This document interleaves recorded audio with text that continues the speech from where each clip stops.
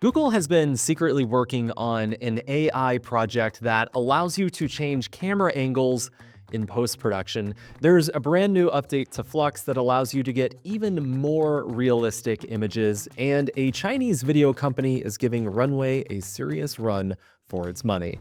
This is your AI film news of the week. Before we get going, I want to give a huge thank you to the Directors Guild of Canada for inviting me to speak to their members this last week, and Infinity Fest for inviting Jagger and Shelby to speak at their event. Now, before we get into the bulk of this video, I should also note that if you want to download the assets that I use to follow along with this tutorial, you can download those by clicking the link below this video. Awesome, let's get to it. So last week we talked about the brand new Flux 1.1 Pro Ultra model. And essentially this model creates images that are better than many of the other image generators that are on the market. This includes Midjourney, Dolly, and Leonardo. However, they had a new recent update this last week that allows you to generate images that are even more realistic. Now, this new feature is called RAW mode, and you can kind of think of it as images that look like they were shot on an iPhone or images that are a little more candid. So it's not ideal for hyper dramatic cinematic results, but if you're working on a documentary, it could be very helpful for generating images that look realistic. Let me show you how to use it. So I'm here on the replicate.com instance of Flux 1.1 Pro Ultra. There are also other websites that you can use to generate the images as well. It's super easy to set up an account on this website. And now you can go in and type in a prompt. For our prompt, we'll say a group of people playing a card game in Los Angeles. For the aspect ratio, we'll change that to 16:9. The safety tolerance is how strict or forgiving it is with the generation. So this is basically a completely unlocked image generator. 2 is the default. We'll just keep it there, but you can change that to whatever you want. Now, the button that I really want you to look at is this new RAW button. So whenever you go ahead and select that, it will activate the RAW mode, and you can go ahead and click Run. This model takes about 10 seconds to generate the image results. And after a few seconds, it generates this image here, and I think it did actually a pretty good job. However, there are a few things that I would point out that are a little funny about this. First, I have no idea what card game they're actually playing here, but somebody is cheating because I see a lot of ace of diamonds on this card table. Obviously, there's kind of just too many people in the background, and I have no idea what his t-shirt says here. It says Cherry Clane Play. Okay, so not too sure where he got that t-shirt, but not the best. And of course, you know, just some of the fingers, some of the arms look a little funny. So of course, even with this new Flux Pro Ultra RAW model, you'll have to go in and do a little bit of inpainting. So I wanted to compare Flux Pro Ultra RAW with Midjourney to just compare and contrast. So we have this image here of a group of friends enjoying an ice cream, and we have the shot from Flux. And yeah, honestly, like at a quick glance, it looks like a very realistic image, and we can compare that to this image from Midjourney that still looks really good, but you can see that the Midjourney image looks a lot more editorial, kind of cinematic as opposed to hyper realistic. We also prompted in surfers running to the ocean. This is the image we have from Flux, and it does look very realistic in terms of the fidelity and the quality. I do think that these surfers, though, are kind of channeling their inner Jesus here because I think they're running on top of that water. I don't think that the actual ground of the ocean would be right there. So good for those surfers. And this is the same image we generated from Midjourney. So again, much more cinematic, but the appendages and the proportions of both the surfboards and the characters are a little off, so not the best result there. We prompted in an extreme close-up of a baby's face. This is the image from Flux Pro Ultra RAW. And yeah, I mean, there's really nothing about this image that I think looks unrealistic. It's a really good photo. And this is the image that we got from Midjourney. And again, it looks really good. Like, I think it did a really good job. And I think in this instance, I like the Midjourney photo better. And finally, we said camera roll footage from a vacation to Mexico, and we have this still from Flux.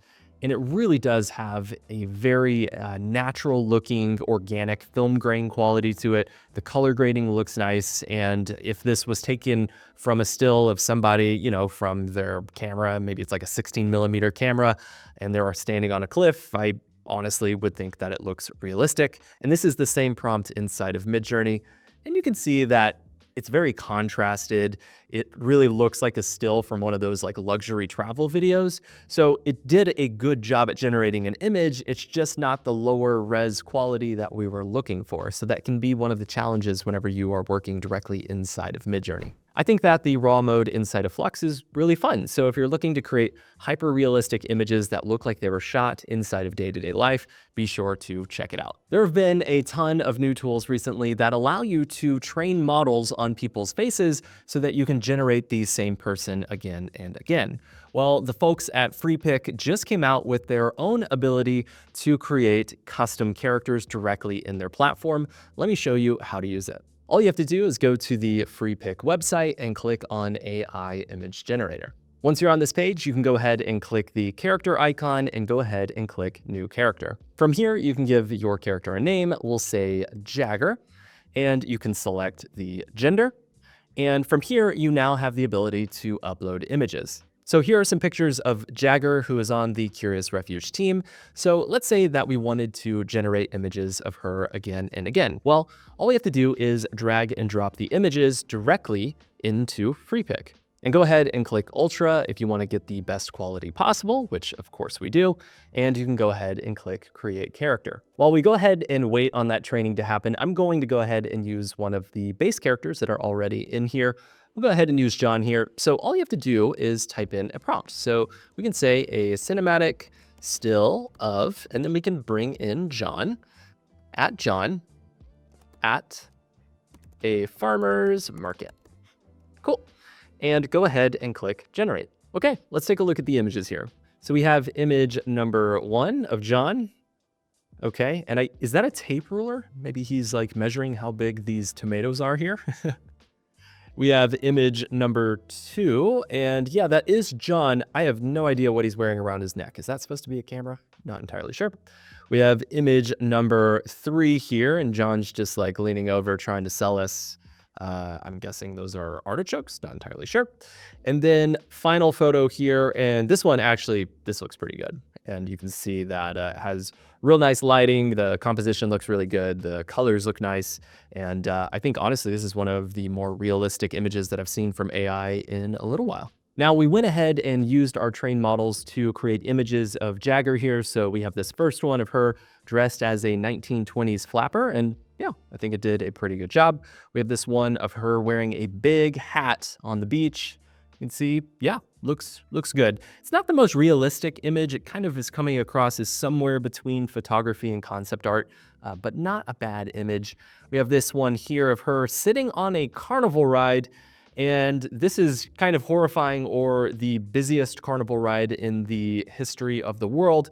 And you can see that, sure, the main character is good, but there's also just pictures of her, like she just got duplicated and she's all over the place inside of this image. So not the best photo there. And then finally, we have this image of her working on a farm wearing overalls, and kinda, I don't think it really looks like she's working on this farm. Looks more like a magazine photo shoot on a farm, but it looks pretty good. So it did a decent job. Now we also did the same thing with an image of a character that we generated inside of Midjourney. So all of these images here are of a guy that we generated in Midjourney, and we're just going to call him Michael. So let's say that we wanted to generate him again and again. Well, here's a shot of Michael sitting in a diner. You can see it did an okay job. He definitely is coming across as more synthetic than the images that were trained on a real human. And then finally, we have a second image here of Michael sitting at the park. And I think this one actually did a pretty good job. The physics look right, the proportions look good.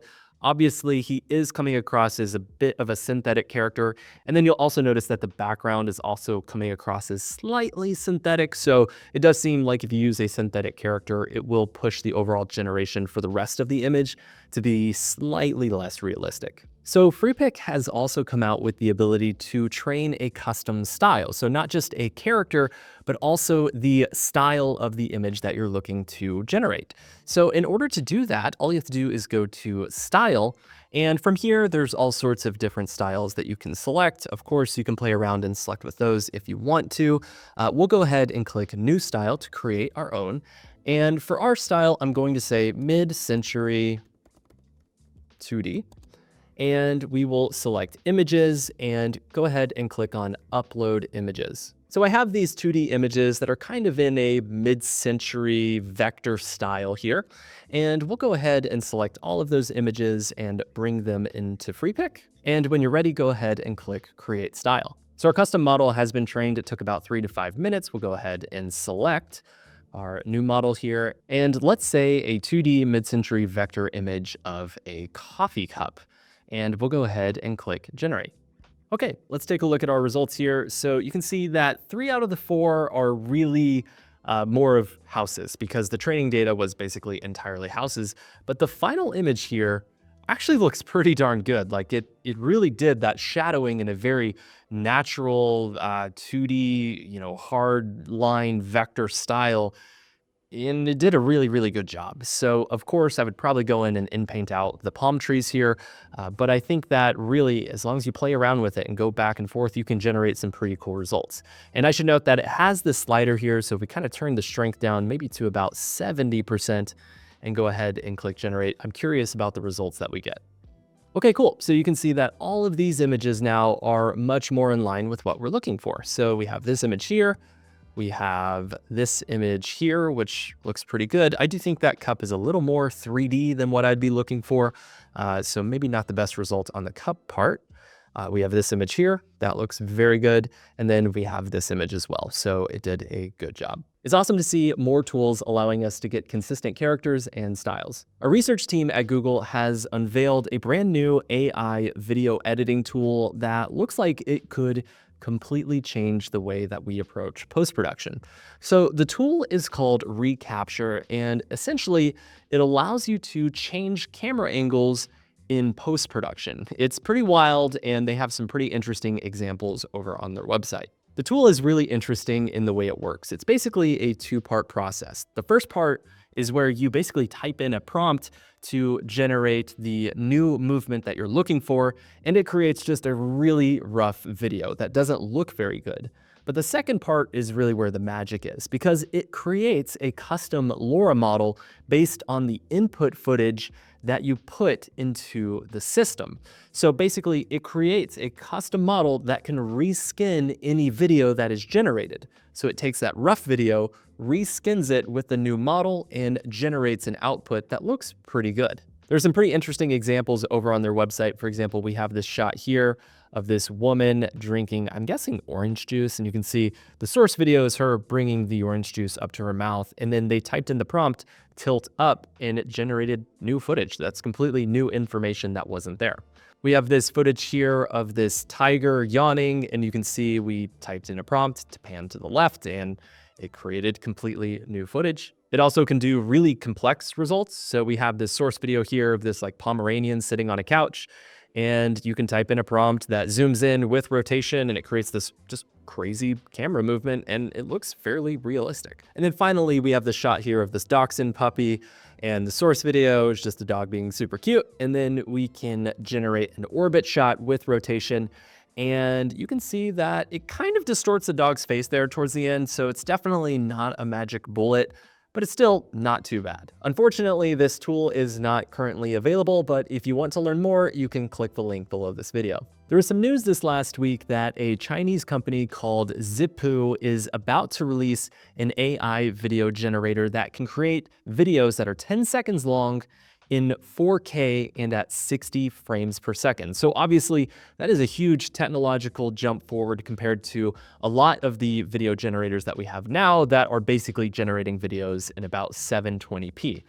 Of course, we will have to see how the physics are and if it does a good job, but I think this really does highlight that a lot of the Chinese models, whether you're talking about Kling or Minimax, are simply incredible. So there is a ton of competition between American companies like OpenAI and Runway and some of these really good Chinese counterparts. And speaking of OpenAI, I should note that Sam Altman came out and said that he believes we will achieve AGI in 2025.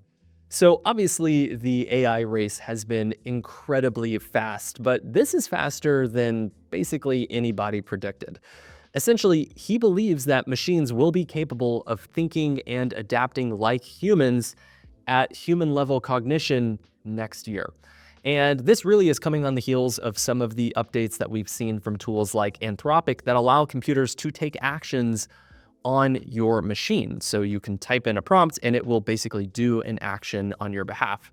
So it's pretty wild. Obviously, there are a ton of ethical concerns and conversations that need to be had about this new AGI revelation, but the CEO of Anthropic said that they would also likely achieve AGI by 2026. So this isn't something that's a distant dream. This is something that is very much here and now. The team at ByteDance has released a new demo for a tool called XPortrait 2. Now, this tool is really interesting. It's kind of similar to Runway Act 1. You basically can upload a video of somebody giving it performance and then an image, and it will take that video and use it as a driver on the image. So it's pretty cool, and we're already familiar with tools like this. The thing that makes XPortrait 2 really unique is just how good it is. So they have some pretty interesting examples over on the white paper. So this first one here of this woman wearing headphones. And I mean, that's just like a really dynamic performance. Like it looks really good. And if this was superimposed on footage, you never really would know the difference. And we can take the same video that's driving the performance and put it on this other person. And you can see like it does a good job. Like there's just a lot of emotion in the face of the actor. It also works in anime styles and in realistic 3D styles. So we have this video here and we got Santa there. We're getting ready for Christmas season. Good to see you, Santa. And it looks pretty darn good. We also have these really abstract styles like this statue or this painting. And it really is just very, very realistic. Now, I know what you're thinking. You're probably saying, how does this compare to Runway Act 1? Well, they actually did a quick comparison over on their website. So we have the performance on the left, which is XPortrait 2, and the performance on the right, which is Runway Act 1. And you can see that Runway is just a lot softer and there's just not as much fidelity in the character. And there's a lot of just that lateral side movement that is coming across with XPortrait that you don't get inside of Runway Act 1. So it really is doing an amazing job. We also have this style that is kind of being put on this like Egyptian mummy character. You can see that, yeah, it looks pretty good. And the Runway version, it also doesn't look bad, but it just doesn't look quite as realistic. And then finally, they just totally throw shade to Runway and they just showcase this really dynamic performance with just like a lot of head movement. And then Runway just simply couldn't even do this video. So again, this is just a really advanced tool. Now, we don't currently have access to this tool to test out on our own, but you can imagine, especially after the last few months where ByteDance has committed to doing a ton of more research in the AI video generation world, that we will have a user-facing tool that has this type of quality very soon. In news we did not see coming this last week, we saw that the Vatican has collaborated with Microsoft to basically create a 3D AI-supported tour of St. Peter's Basilica. So the Vatican receives about 50,000 daily visitors, but of course more people want to see St. Peter's Basilica than can travel there. So basically Microsoft stepped in and they took 400,000 high-res photographs using drones of the entire basilica. And the whole process took about 4 weeks, and at the end of it they had 22 petabytes of information that they basically stitched together. So to put that in perspective, that's the equivalent of 5 million DVDs worth of information. And if you don't know what a DVD is, it's basically like Netflix with only one option. And if you scratch it, you don't get to watch anything. It's pretty interesting to see AI used in this educational context. And I should note that Pope Francis has also come out and said that he is for the ethical use of AI. In wild AI art news, a robot named Ada, that's Ada, has created a piece of artwork that is sold for $1 million. Basically, this robot has the ability to draw by herself, And she has built-in cameras that allows her to look at the canvas and give creative direction and feedback into how she wants the artwork to look. Here's how it worked. Basically, Ada looked at pictures of Alan Turing and created a series of 15 portraits that used oil and acrylic paint. Then a team of real-life humans asked the AI artist/director how it wanted to compile these images together. The team basically took pictures of the artwork, compiled it on a computer, and basically had a piece of digital art. So a lot of artists, when they sell their artwork, will create videos explaining what it means to them. They actually created one for this AI system. I guarantee it won't give you nightmares tonight. Let's take a look. I am Ada, a humanoid robot artist, and I create art to encourage discussion over new technology. That's the creepiest thing I've seen in a while. You'll find a link below this video to check out more of the artwork, but it really does open up a larger conversation about the role of AI in an artistic production pipeline. If you're taking advice or direction from an AI system, does that mean that they are the director? And where is the humanity and expression in this process? Only time will tell.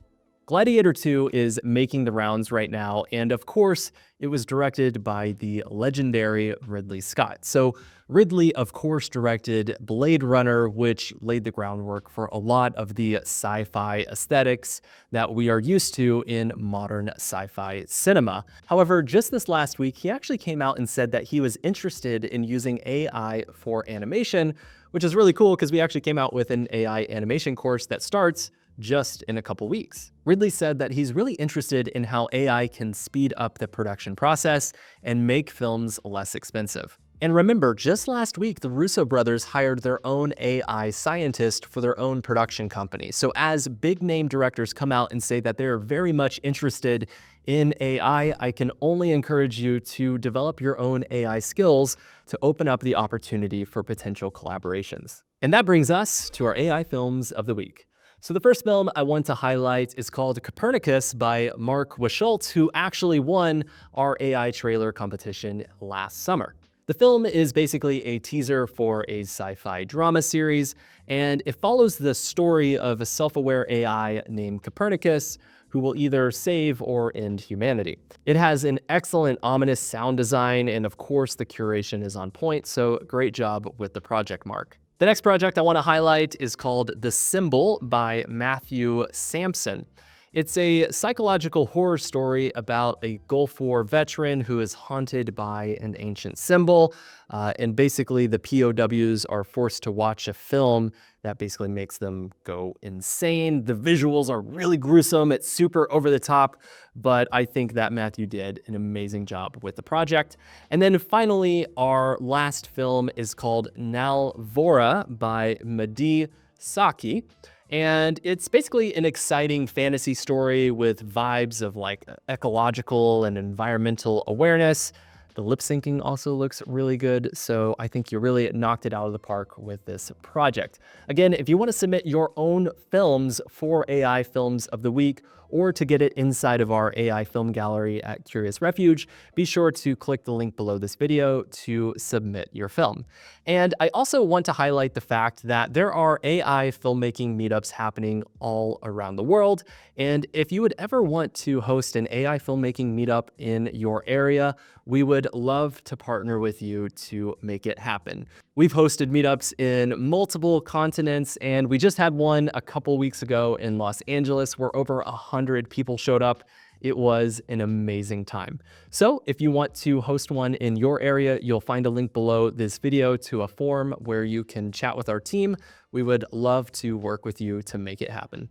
And then finally, I want to let you know about a brand new AI news podcast that we have created here at Curious Refuge.